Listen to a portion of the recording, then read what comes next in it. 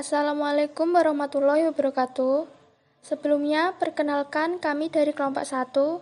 Saya Nia Mayasari sebagai pemateri 1, Dara Putri Permatasari sebagai pemateri 2, dan Nabela Rizkita Agustrin sebagai pemateri 3. Kami di sini akan mempresentasikan hasil diskusi kami tentang ilmu makroekonomi sebagai tugas mata kuliah ekonomi makro yang diampu oleh Bapak Dr.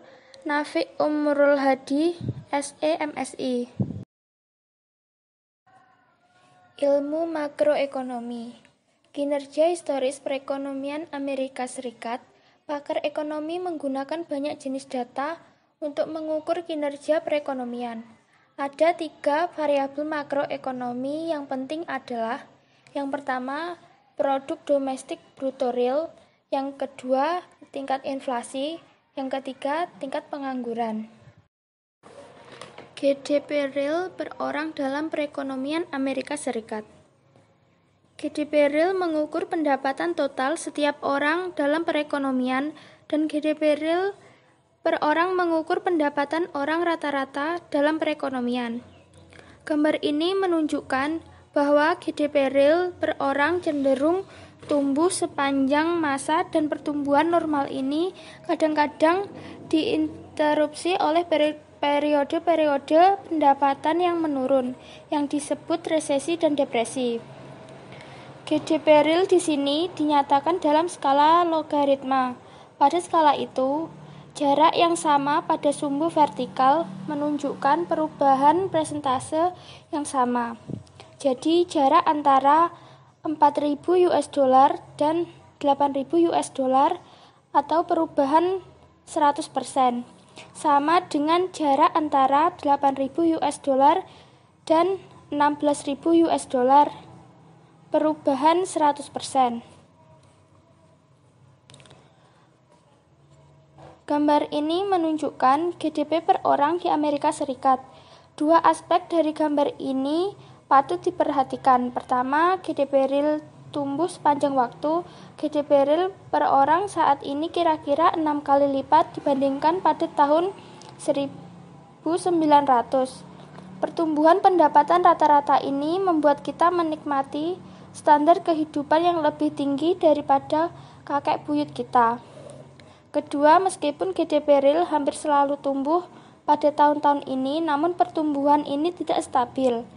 Ada periode-periode di mana GDP real merosot, di mana yang paling dramatis terjadi di awal tahun 1930-an.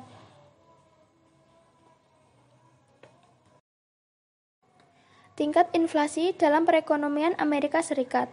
Tingkat inflasi mengukur perubahan persentase tingkat harga rata-rata dari tahun sebelumnya. Ketika tingkat inflasi di atas 0, harga-harga naik. Ketika tingkat inflasi di bawah 0, harga-harga merosot.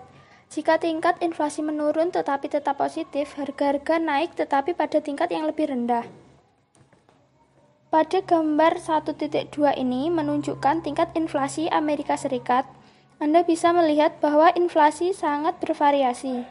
Pada paruh pertama abad ke-20, tingkat inflasi rata-rata hanya sedikit di atas 0. Periode merosotnya harga yang disebut deflasi nyaris sama seringnya dengan periode kenaikan harga. Dalam paruh terakhir abad ini, inflasi lebih sering terjadi. Inflasi yang paling parah terjadi selama akhir tahun 1970-an, ketika harga meningkat secara mencolok pada tingkat yang hampir mencapai 10% per tahun. Pada tahun-tahun terakhir, tingkat inflasi kira-kira menjadi 2 atau 3% per tahun, yang mengindikasikan bahwa harga cukup stabil. Tingkat pengangguran dalam perekonomian Amerika Serikat. Tingkat pengangguran mengukur persentase orang-orang dalam angkatan kerja yang tidak dimiliki pekerjaan. Gambar ini menunjukkan bahwa perekonomian selalu memiliki angka pengangguran dan jumlahnya berfluktuasi dari tahun ke tahun. Gambar ini menunjukkan tingkat pengangguran Amerika Serikat. Perhatikan bahwa selalu ada angka pengangguran dalam perekonomian kita. Selain itu, meskipun tidak ada tren jangka panjang Jumlah pengangguran bervariasi dari tahun ke tahun. Resesi dan depresi dikaitkan dengan tingkat pengangguran yang sangat tinggi. Tingkat pengangguran tertinggi terjadi selama depresi besar pada dekade 1930-an. Baik, selanjutnya saya Dara Putri Permatasari akan melanjutkan pembacaan materi, yaitu teori sebagai pembangunan model. Memiliki dua jenis variabel, yaitu yang pertama variabel endogen dan yang kedua variabel eksogen. Sedangkan model adalah teori yang disederhanakan yang menunjukkan hubungan penting antara variabel-variabel ekonomi. Tujuan dari sebuah model yaitu menunjukkan bagaimana variabel eksogen mempengaruhi variabel endogen. Para ekonom menggambarkan model tersebut dengan diagram penawaran dan permintaan. Berikut ini merupakan gambar kurva model penawaran dan permintaan. Model ekonomi yang paling populer adalah model penawaran dan permintaan untuk barang dan jasa, yang dalam kasus ini yaitu pizza. Kurva permintaan berbentuk miring ke bawah, yang menghubungkan harga pizza dengan jumlah pizza yang konsumen inginkan. Sedangkan kurva penawaran berbentuk miring ke atas, yang menghubungkan harga pizza dengan jumlah pizza yang penjual tawarkan.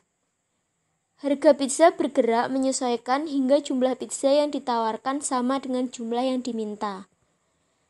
Titik di mana kedua kurva berpotongan adalah equilibrium pasar, yang menunjukkan harga equilibrium pizza dan jumlah equilibrium pizza.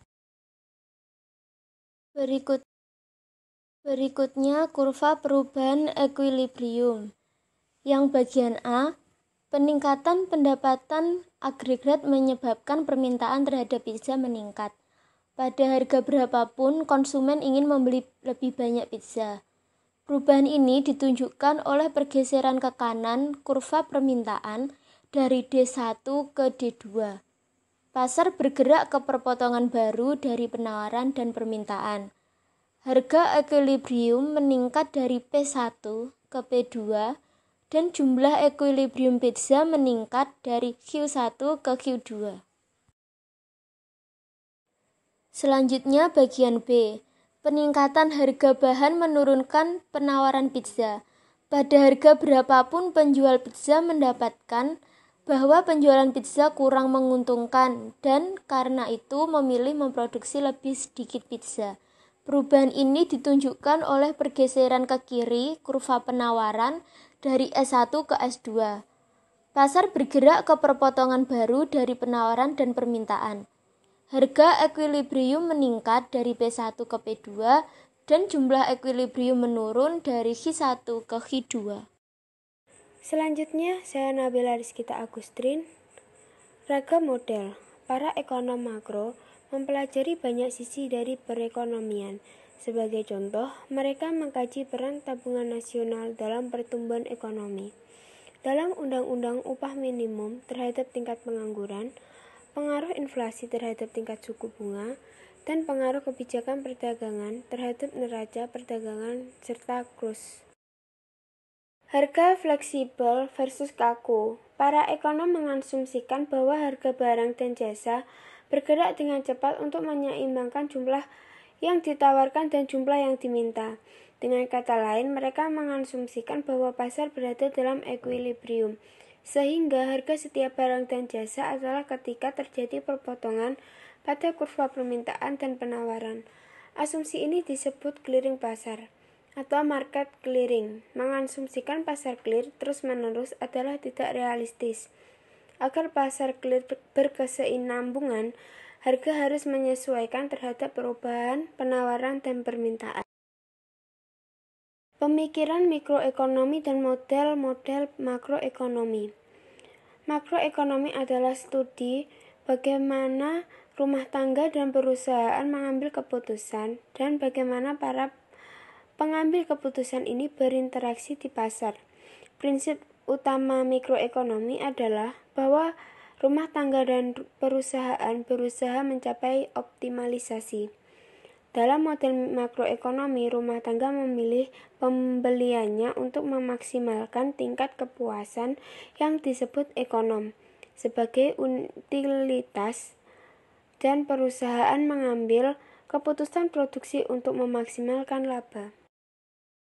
Sekian presentasi dari kelompok kami, ada kurang lebihnya mohon dimaafkan. Wassalamualaikum warahmatullahi wabarakatuh.